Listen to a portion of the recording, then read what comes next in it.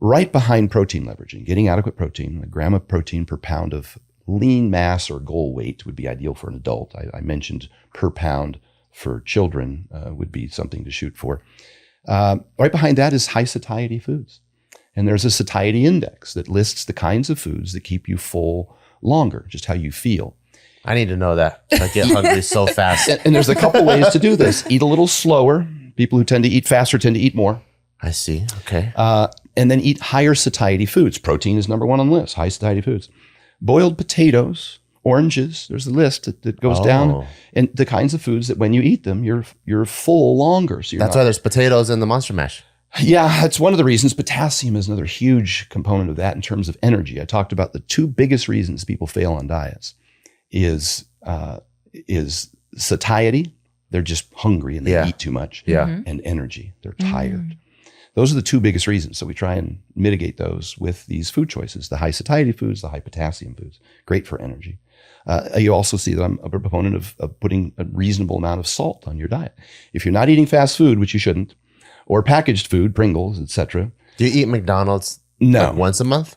Once a year? I never do, but not because I'm some extraordinarily disciplined individual. And Mark Bell made fun of me on his podcast about this because I don't eat a lot of things that most people would tend to eat when they have cravings.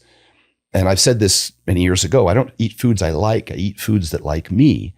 And I make that decision about an hour after I eat. McDonald's loves I me. eat foods that make me feel good. That's the problem. I see. I've That's always true. had a really sensitive stomach, and that will I get us see. into the next phase of the vertical diet that you mentioned in terms of easy to digest. But let's say you foods. go on a road trip with your kids Yeah. and everyone pulls over I'm to packing McDonald's. food. I brought a meal. It's in my bag right there. If I get hungry, I'm going to go over there and eat my meal. That is discipline. And now my kids, if they're hungry and I got to take them by Carl's Jr. or someplace like that, I just won't let them eat the French fries or the soda pops.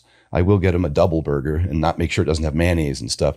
And I know people like, you can't control everything. Yeah. Right. But I can try and get them prioritize protein is what I can do. Yeah. And ideally, there's menu items that I actually have this going into my next book, which is Vertical Kids. Oh, cool. I love that. That's awesome. I've looked at all of the fast food restaurants menus, and I try and pick the food items that have a 2-to-1 protein to fat ratio. Like a little cheat sheet. Yeah. That's awesome. I just look for something that's higher in protein, lower in fat, and let her rip. If that is the only option. And this could be student athletes who are traveling with a team. They don't always have the ability to prepare meals or to get exactly what they want. So I try and provide them foods that they can have access to. My business partner travels all the time, and he's overweight. And I had him come down to Vegas and stay with me for over 3 weeks.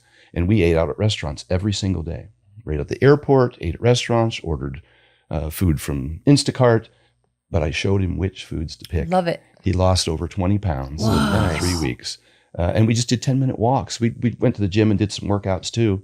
But it wasn't an extraordinary exercise campaign. That's not what the focus of it was, because he travels. And you guys probably all heard me talk ad nauseum about the importance of 10-minute walks and how beneficial and how convenient and that those are, how sustainable.